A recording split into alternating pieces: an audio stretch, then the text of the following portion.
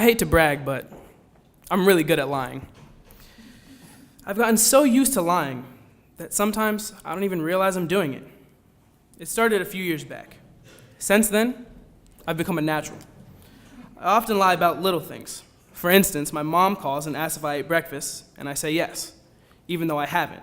Then she comes home and she sees me looking through the fridge trying to find something, anything to eat. She says, "I thought you ate." I did. I lie again, although my stomach is making growling sounds that tell the truth. If I'm being completely honest, I don't only lie about little things. I lie about big things too. One day at school, I get in serious trouble at a morning assembly in the gym. I'm covering my new haircut with a hat that I'm not supposed to be wearing.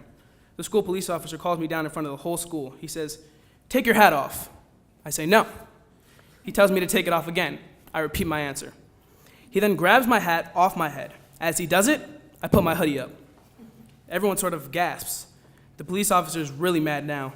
I get kicked out of school for the day, and the day had just started. My principal calls my dad and tells him about it. My dad asks me, "Is it true?" Of course I tell him no. We go to school to have a meeting about my behavior, and my dad goes to bat for me because he trusts me. But then it comes out that I actually did do it, and my dad feels stupid. I feel bad about it next time. I feel bad about it, but not bad enough to not do that kind of thing the next time. It gets worse. I'm dating a girl for a long time, and for some reason I decide to tell her the story of my tough past. Don't get me wrong, it was tough, but I take details and stretch them way too far. Now my girlfriend and her mom both think I was an abused child and that I'm often neglected. They think I'm tough, that I got into a fight with two guys who broke two of my ribs and that I broke one of their noses. I take all these lies and stretch them for 2 years. They don't find out the truth until my girlfriend and I break up and I finally come clean. Sometimes lying has consequences. I learned about that on a trip to Florida. It's a tense car ride to the salon with Lily, an adult friend of the family I'm staying with. She's still mad at me for not being nice and attentive to her 5-year-old nephew the night before, and so I'm nervous about trying to convince her to let me go and hang with Gio later. I spend almost a whole day in a salon chair while Lily dyes my hair. Gio texted me at 4 saying he can pick me up at 5. My hair is finally done. "Can I hang out with Gio?" I ask her. "Sure," she says. "What will you be doing?" I say, "Going to the movies and playing video games." I'm lying. I don't know why I'm lying. Lily smokes. She knows I smoke. She knows that Gio smokes too. Too late now. I get in Gio's car, which reeks of weed as always. It makes me feel a little sick. Gio asks, "Is it cool if my friends come and smoke with us?" I say, "Sure." He knows I brought a lot of money because I've been working all summer. He convinces me to spend $100 on weed while he spends none. We drive to his house, an hour away, and meet his friends. They're all in college and honestly seem kind of lame to me, like stoners who have no aspirations in life. I start to see Gio the same way.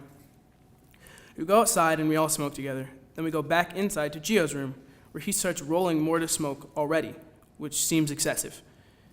That's when my heart starts beating really fast. It feels incredibly uncomfortable. I tell Gio, "I'm going to go downstairs for a second."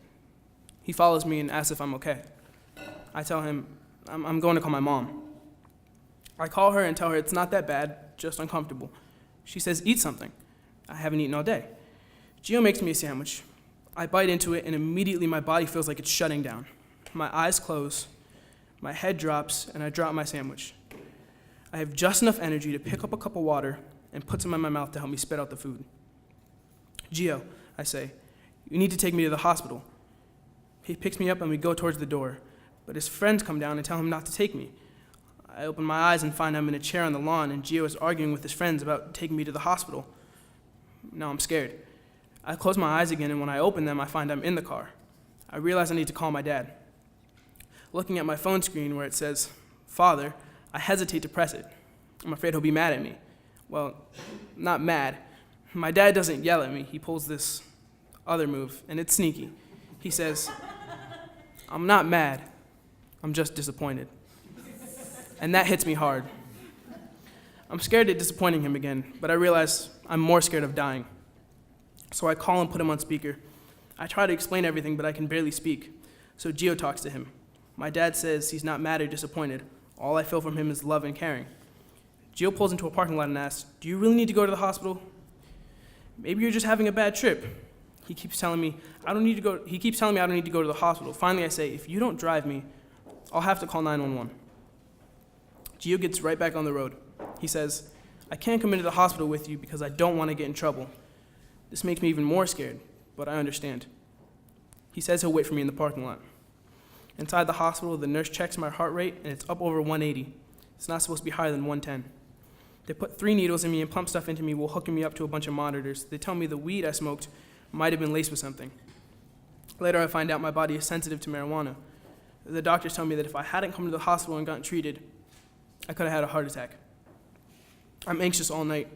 I keep my dad on the phone much of the time. The nurses want me to hang up, but he's talking me through it all. Finally, they put me under. I spend the night in the hospital. In the morning, I wake up tired, hurt, and scared, but also loved. I call my dad and tell him how much I love him. He reassures me I'll be okay. Lily and everyone else I love in Miami comes to see me. No one holds it against me that I lied. All I feel is love and a new commitment to telling the truth.